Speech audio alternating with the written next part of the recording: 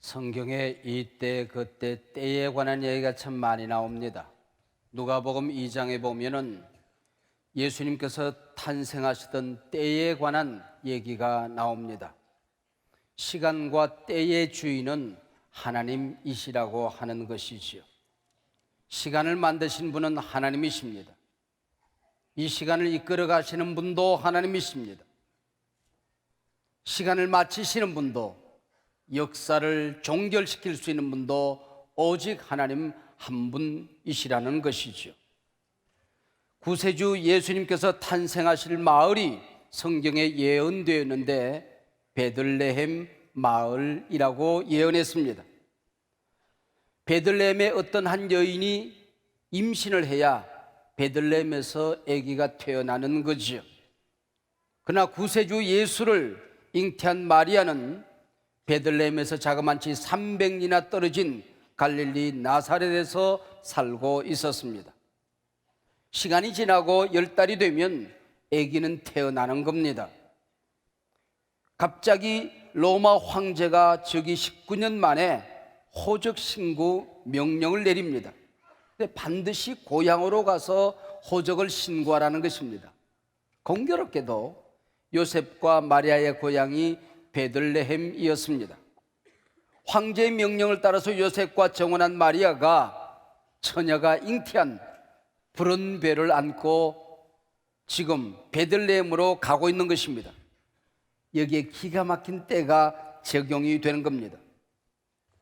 호적 신고 명령이 조금 일찍 내려졌다면 어떻게 되었을까요? 호적 신고하고 돌아온 다음에 아기를 낳았을 것입니다. 조금만 나중에 명령이 떨어졌다고 한다면 어린아이를 낳아가지고 베들레헴으로 가야 했을 것입니다. 여기에 정확한 하나님의 때의 섭리가 있는 것이죠. 황제에게 호적 신고 명령을 내리도록 지혜와 감동을 주신 분이 하나님이신데 그 감동을 가장 정확한 시간에 주셨다는 겁니다. 마리아는 나귀를 타고 갔을 것입니다. 요셉은 그 고삐를 잡고 가는 겁니다. 요셉의 보폭이 계산되어졌을 것입니다. 아이를 임신한 마리아가 너무 빨리 갈 수도 없었을 것입니다. 그리고 아기가 태어날 정확한 시간에 베들레헴에 도착하고 바로 거기서 구세주 예수님이 탄생되는 것입니다. 베들레헴으로 요셉과 마리아가 지금 올라가는 이 길은 우리가 이 세상을 살아가는 인생 여정이라고 할 수가 있을 것입니다. 인생 여정 사막의 길을 걸어가면서 어떤 사람은 불평합니다. 아마 틀림없이 뭐 때문에 이런 짓을 하는지 모르겠다고, 왜 안 하던 짓을 하느냐고 투덜거린 사람도 있었을 것입니다. 또 어떤 사람들은 나라를 통치하다 보면 이런 일이 필요했을 거라고 이해하는 사람도 있을 것입니다. 그러나 그 배후에 하나님의 계획이 있었다고 하는 것입니다. 어떤 사람은 불평을 합니다. 어떤 사람들은 이해를 합니다. 이 모든 일들 가운데 하나님의 섭리 계획이 펼쳐지고 있다고 하는 것이죠. 메시아가 베들레헴에서 태어나야 한다는 하나님의 약속의 섭리 말입니다. 아마 요셉과 마리아도 원망할 수도 있었을 것이고 불평할 수도 있었을 것입니다. 그러나 기억하십시다. 내가 고생하며 걸어가고 있는 이 인생 여정의 배후에 하나님이 계시다고 하는 것입니다. 하나님이 여러분의 등 뒤에서 여러분을 지켜 보호해 주신다는 것입니다.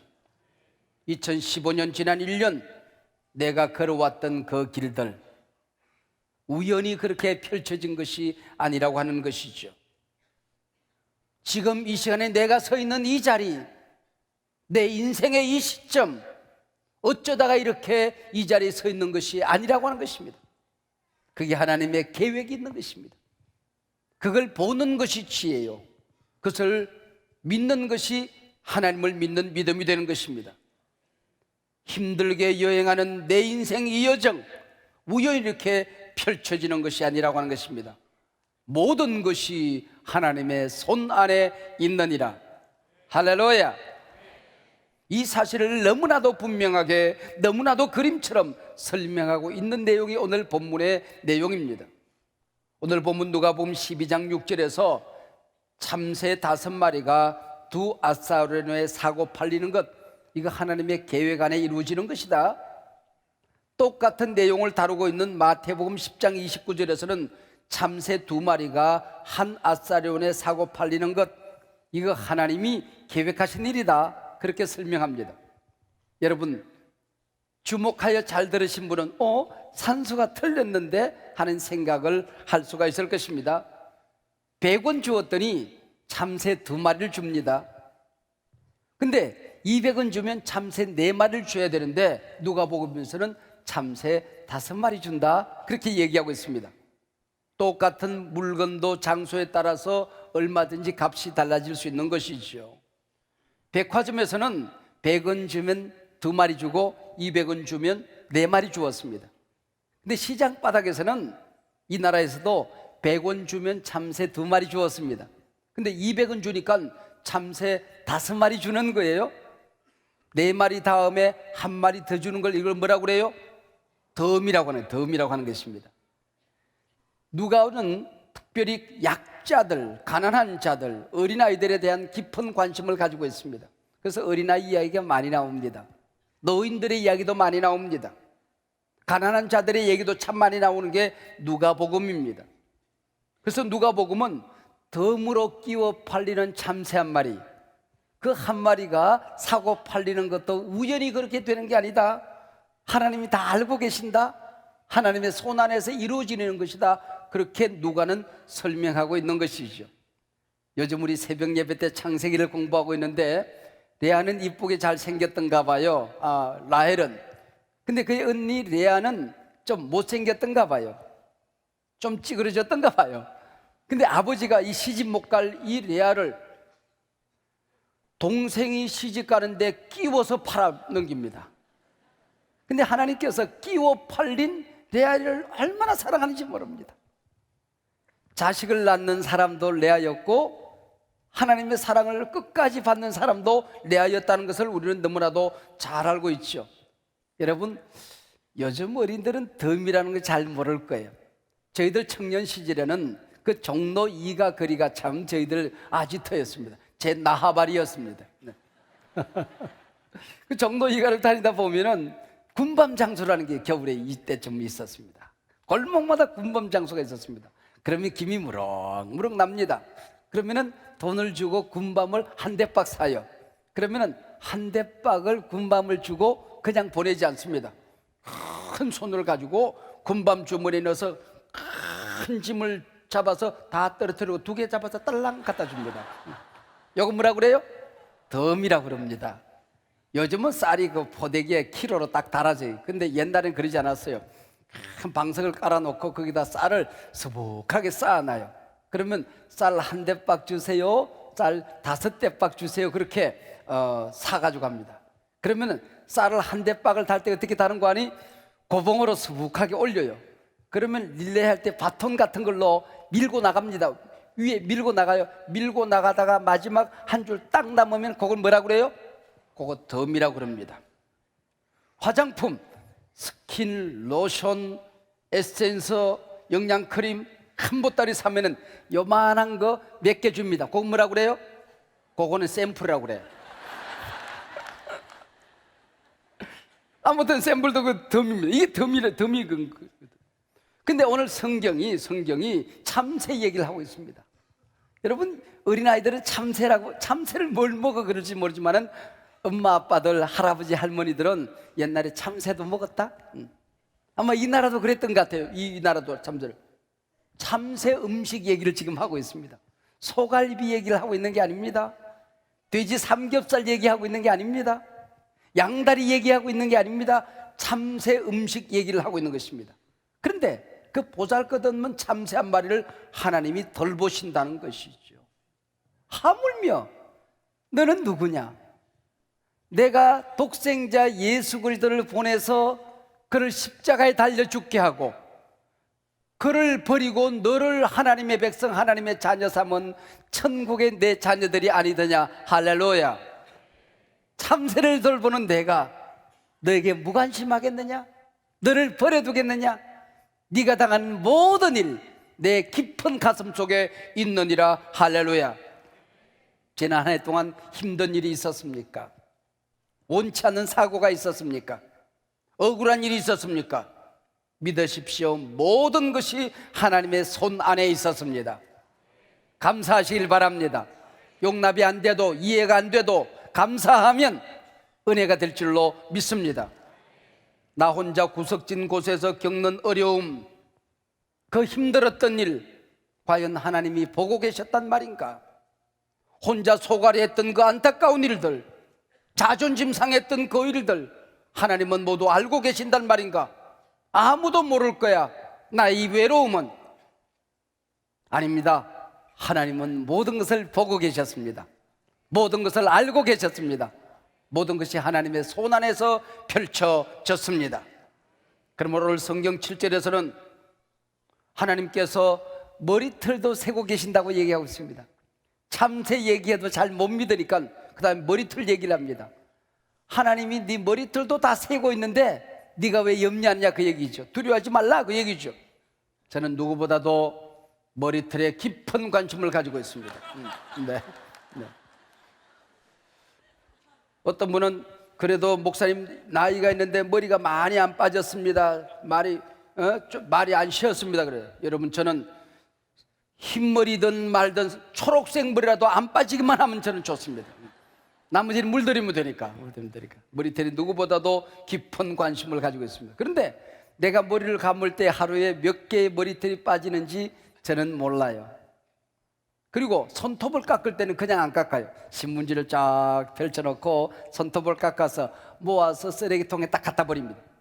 근데 머리를 빗다가 머리가 양복에 몇 개 떨어져요.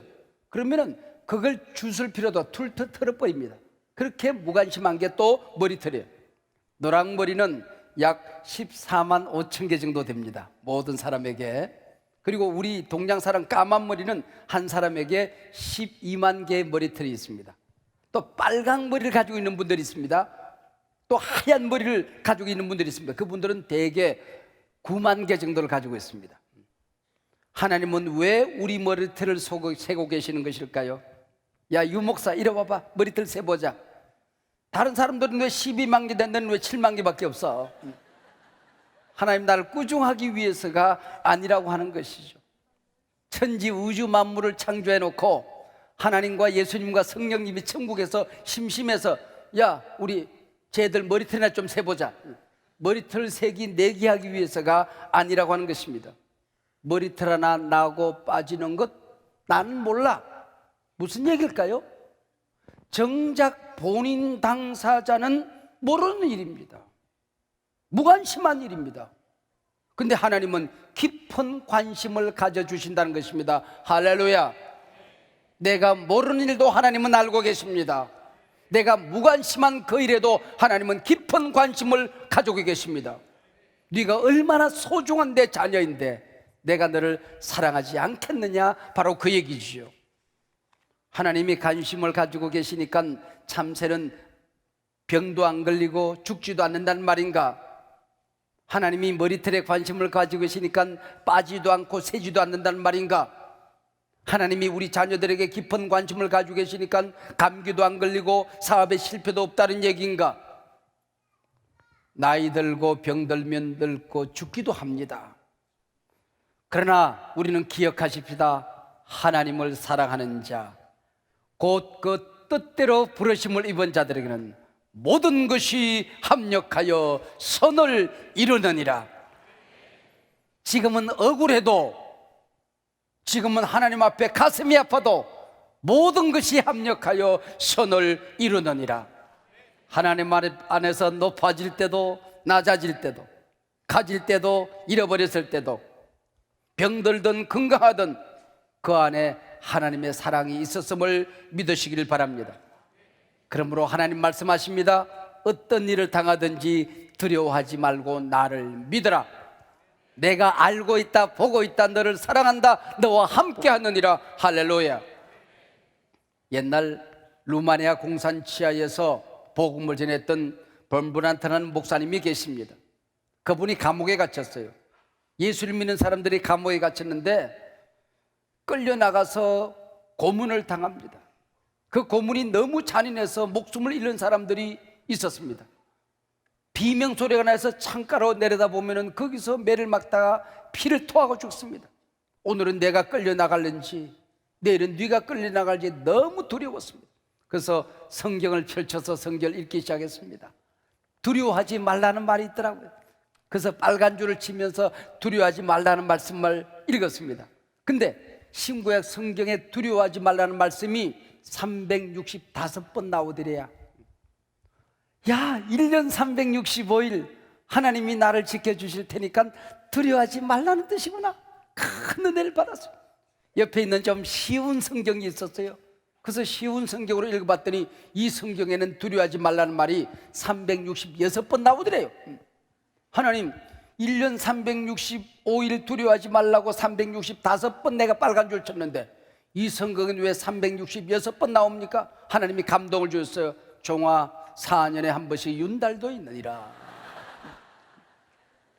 4년에 한 번씩 끼워 있는 2월 29일 그날도 하나님이 함께 하신다는 뜻이구나. 자기가 그렇게 해석을 했다는 거야. 금년 2016년이 윤달이래요. 여러분, 1년 365일 하나님이 함께 하시고 2월 29일 4년에 한 번 끼워 들어왔던 그날도 하나님이 함께 하실 것입니다. 하나님과 동행하시길 바랍니다. 하나님이 지켜주실 것입니다. 반드시 여러분과 함께 하실 것입니다. 하필 왜 참새 얘기를 하는 것일까요? 황소 얘기를 하지. 힘 있는 황소. 돼지 얘기를 하지. 그 맛있는 돼지. 아니면은 독수리 얘기를 하지. 독수리는 부리가 날카롭고 발톱이 날카롭고 하늘의 왕자 얘기 아닙니까? 공작새 얘기를 좀 하지. 얼마나 깃털이 아름답습니까? 하나님은 바로 그 힘도 없고 푸짐한 살도 없고 예쁜 깃털도 없고 날카로운 발톱도 없는 참새 한 마리, 그를 돌보신다고 하는 것입니다. 우리 모두 열등감을 가질 때가 있습니다. 저도 열등감이 많습니다. 상처도 있습니다. 못난 것도 많습니다. 허물도 많습니다. 그러나 하나님은 나를 사랑하십니다. 세상 누구도 갖지 못한 하나님을 나는 가지고 살아가는 사람들입니다. 하나님 손에 붙들려 살아가는 사람들입니다. 당당하게 살아가는 것입니다. 여러분들 가운데 나는 재주도 없어요. 나는 가진 것도 없어요. 나는 충성도 못해요. 실수도 많아요. 나 같은 것도 하나님이 사랑할까요? 나는 이제 예수 믿은 지 얼마 되지도 않았어요. 하나님 앞에 드린 것도 없어요. 지난 1년 동안 쌓은 것이라고는 죄밖에 없어요. 그래도 하나님 나를 사랑하실까요? Yes. 하나님은 그래서 당신을 사랑하십니다. 하나님은 여러분이 연약한 존재이기 때문에 하나님이 함께 하십니다. 실수가 많기 때문에 하나님이 여러분을 돌봐주십니다. 하나님은 우리의 연약함을 사랑해 주시는 분이십니다. 우리가 연약하다는 사실 때문에 하나님은 여러분을 결코 버리시지 아니할 것입니다. 5천년 역사 가운데 가장 어려웠던 날 가운데 한 번이 6.25 이후에 우리나라 역사였을 것입니다. 나라는 갈라지고 일제강점기를 막 벗어나서 나라에 발전할 수 있는 길은 없고 참담했던 때에 한 어린아이가 태어났습니다. 정말 가난한 마을에서, 그 마을 가운데도 정말 가난한 집에서 이 아이는 태어났습니다. 그리고 아버지도 없었습니다. 고아처럼 살았습니다. 그의 할머니는 이 아이를 안고 매일같이 용기를 주었습니다. 그의 할머니는 교회도 안 다니는 부인이었는데 조용한 시간이면 시골 교회당에 나가서 무릎을 꿇고 하나님 앞에 기도를 이렇게 합니다. 이렇게.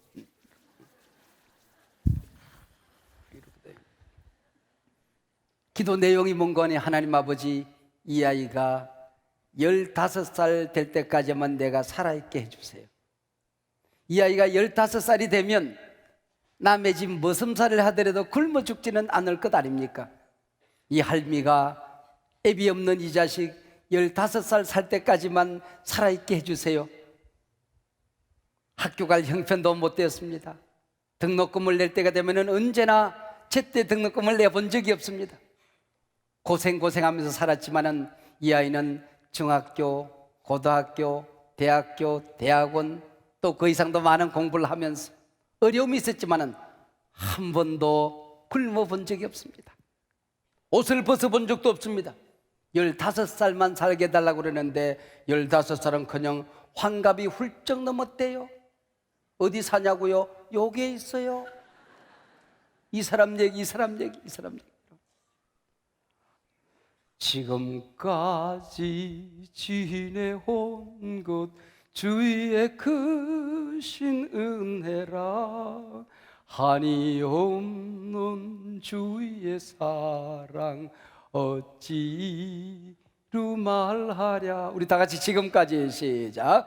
지금까지 지내온 것 주의 크신 은혜라, 한이 없는 주의 사랑 어찌 루 말하랴. 찬나게 나 주의 소리 항상 살펴주시고, 모든 일을 주 안에서 형통하게 하시네. 한 번 더. 지금까지 지내온 것 주의 크신 은혜라, 한이 없는 주의 사랑 어찌 이루 말하랴. 찬나게 나 주의 손이 항상 살펴주시고, 모든 일을 주 안에서 형통하게 하시네. 할렐루야. 지난해도 함께 하셨던 하나님, 새해도 여러분이 가는 걸음걸음마다 동행하시고 형통케 하시기를 주의 이름으로 축복합니다.